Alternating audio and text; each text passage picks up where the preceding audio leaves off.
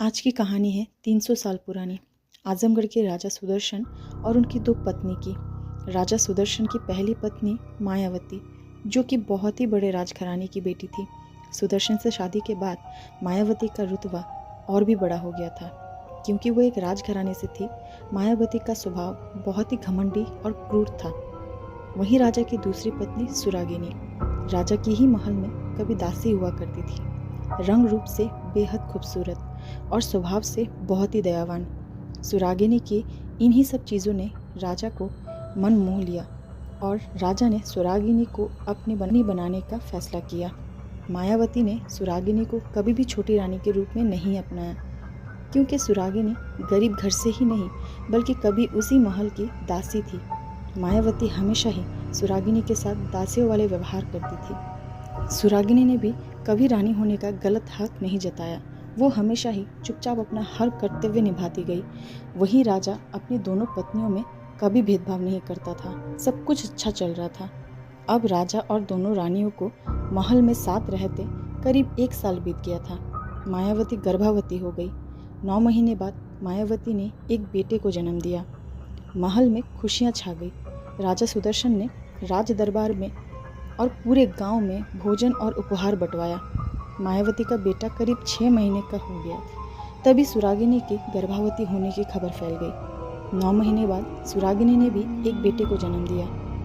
मायावती भले ही सुरागिनी से नफरत करती थी, पर दोनों बच्चों में उसने कभी भेदभाव नहीं किया। वक्त के साथ साथ मायावती और सुरागिनी के भी आपसी संबंध अच्छे होने लगे। ये देख सुदर्शन भी बहुत खुश था। अब राजमहल का माहौल बहुत ही खुशनुमा हो गया था। सब कुछ ठीक चल रहा था कि एक रात जब सुरागिनी अपने कमरे में अपने बेटे के साथ सो रही थी, उसे किसी की रोने की आवाज़ सुनाई दी। उसकी नींद खुल गई। बाहर जाके देखती है तो वहाँ कोई नहीं होता। वो फिर सो जाती है। 2-3 दिन तक सुरागिनी को ऐसे ही रात में आवाज़ें आने लगी। उसने राजा से ये बात कही तो राजा ने वहम समझ के उसकी बातों को अनसुना कर दिया। सुरागिनी ने ये बात जाके मायावती को भी बताई। उसने भी सुरागिनी की बातों पे ध्यान नहीं दिया। रोज़ रोज़ रोने की आवाज़ों से सुरागिनी की मानसिक हालत बिगड़ने लगी। उसके व्यवहार में बदलाव आने लगा। वो क्रूर व्यवहार करने लगी थी। कभी चीज़ें फेंक देती, कभी खाना फेंक देती। दासियों से भी बहुत बुरी बर्ताव करने लगी थी। वो मायावती और राजा के साथ भी बदतमीजी करने लगी थी। धीरे धीरे राजा की सोच भी सुरागिनी के प्रति बदलने लगी। सुदर्शन को लगने लगा था बेटा जन्म देने के बाद सुरागिनी में रानी होने का घमंड आने लगा है। मायावती के बेटे के प्रति भी सुरागिनी का व्यवहार बदल गया था। एक सुबह जब मायावती की नींद खुलती है तो अपने बच्चे को अपने पास ना देख वो घबरा जाती है। वो जाके ये बात सुदर्शन को बताती है। अपने बेटे की गायब होने की खबर पाके सुदर्शन बौखला जाता है और महल के सभी लोगों को बच्चों को ढूंढने में जुटा देता है। सुबह से रात हो जाता है, पर वो अपने बेटे को ढूंढने में असफल हो जाता है। इन सब के बीच सुरागिनी ऐसा बर्ताव करती है जैसे बच्चे के गायब होने से उसे कोई फर्क नहीं पड़ रहा हो। मायावती को शक हुआ कि बच्चे के गायब होने के पीछे सुरागिनी का हाथ है। उसने अपना शक सुदर्शन को बताया। सुरागिनी का व्यवहार देख के सुदर्शन को भी उस पर शक होने लगा। राजा ने सुरागिनी को उसी के कमरे में कैद करने का हुक्म दिया और सुरागिनी के बेटे को मायावती के पास रखने का फैसला किया। मायावती भी राजी हो गई। रात को सुदर्शन जब महल में टहल रहा था, सुरागिनी के कमरे से अजीब सी आवाज़ आने लगी। उसने अंदर जाके देखा तो सुरागिनी फर्श पे बैठी खुले बाल, सफ़ेद लिबास और कुछ बड़बड़ाती हुई नजर आई। उसको देख राजा घबरा गया। देखते ही देखते सुरागिनी ऐसे चलने लगी जैसे कोई जानवर चल रहा हो। वो ज़ोर ज़ोर से चिल्लाने लगी और खुद पर हमला करने लगी।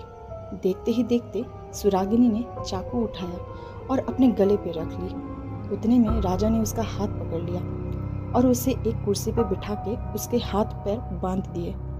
उसने तुरंत महल के वैद्य जी को बुलाया और उसको सुरागिनी को बेहोश करने का हुक्म दिया, ताकि वो खुद को नुकसान ना पहुंचा सके। ये करके राजा ने सुरागिनी को वहीं बंद कर दिया और वैद्य जी को हुक्म दिया कि ये बात किसी को ना बताए। सुदर्शन अपने कमरे में गया और बैठ के सब कुछ शुरू से सोचने लगा। तो उसे शक होने लगा कि सुरागिनी के साथ कुछ तो गलत हो रहा है। उसने इस बात की जड़ तक जाने का फैसला किया। अगले दिन से राजा रात में सबके सोने के बाद चुप चुप के महल का पहरा देने लगा। पहले 2 रात तो सब कुछ ठीक ही था, लेकिन तीसरी रात राजा ने कुछ आवाज़ सुनी। वो चुपके से देखने पे राजा ने देखा मायावती अपने कमरे से निकल के चारों तरफ देखते हुए छुपते छुपाते कहीं जा रही थी। राजा को ये बात थोड़ी अजीब लगी। उसने मायावती का पीछा किया। पीछा करते करते देखा मायावती महल से निकल के कुछ दूर जंगल के रास्ते जाने लगी। राजा उसके पीछे निकल पड़ा। चलते चलते राजा ने देखा मायावती जंगल के बीच एक पुरानी सी कुटिया के अंदर चली गई। करीब 1:30 बज रहा था। राजा को समझ नहीं आ रहा था कि क्या हो रहा है। सुदर्शन आगे बढ़ के चुपके से उस कुटिया की खिड़की से जब अंदर झांक के देखता है तो उसकी होश उड़ जाते हैं। वो देखता है अंदर फर्श पे बहुत सारी मोमबत्ती लगी हुई है और उसके बीच कुछ आकार बने हुए हैं और उन आकारों के बीच सुरागिनी के चित्र रखे हुए थे, यानी वहाँ कोई तंत्र अनुष्ठान चल रहा था। सुदर्शन ये सब देख दंग रह जाता है। थोड़ी देर बाद उसके पैरों तले जमीन खिसक जाती है जब उसने वहाँ मायावती के बेटे को देखा। वो उस कुटिया के एक कोने में बेहोश पड़ा हुआ था। उस अनुष्ठान में एक तरफ मायावती और एक तरफ सुदर्शन के राजमहल की सबसे पुरानी दासी इंदु देवी बैठी थी। जैसे ही अनुष्ठान शुरू हुआ, राजा का सबर का बांध टूट गया और अंदर जाके उन दोनों को रंगे हाथों पकड़ लिया।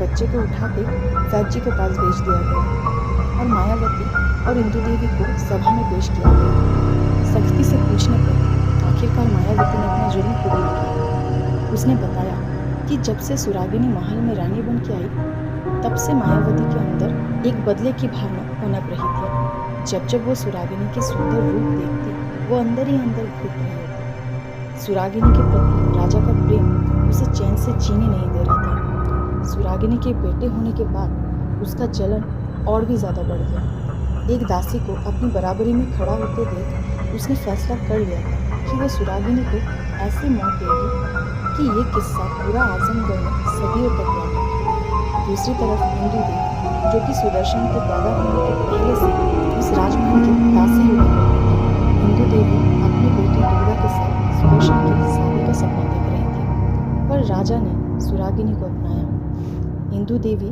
तंत्र विद्या में माहिर थी। मायावती और इंदु देवी का मकसद एक ही था, सुरागिनी को सबक सिखाना।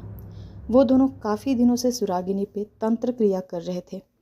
अब आखिर में इंदु देवी ने बताया कि सुरागिनी को पूरी तरह से रास्ते से हटाने के लिए एक बच्चे की बलि देनी पड़ेगी।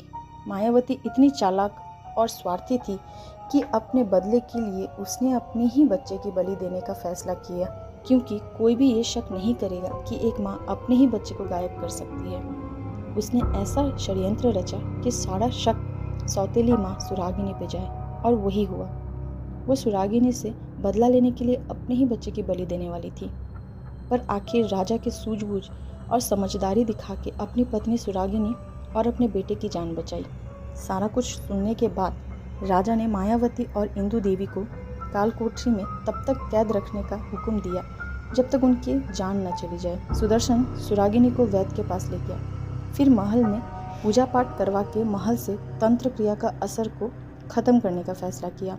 धीरे धीरे वक्त के साथ साथ सुरागिनी की हालत सुधरने लगी और मायावती का बेटा भी अब काफ़ी हद तक ठीक हो चुका था। सुदर्शन ने इन सारी बातों को एक बुरा सपना समझ के सब भुला के अपनी पत्नी सुरागिनी और 2 बेटे के साथ आगे बढ़ने का फैसला किया। कहानी अच्छी लगी हो तो सब्सक्राइब करें।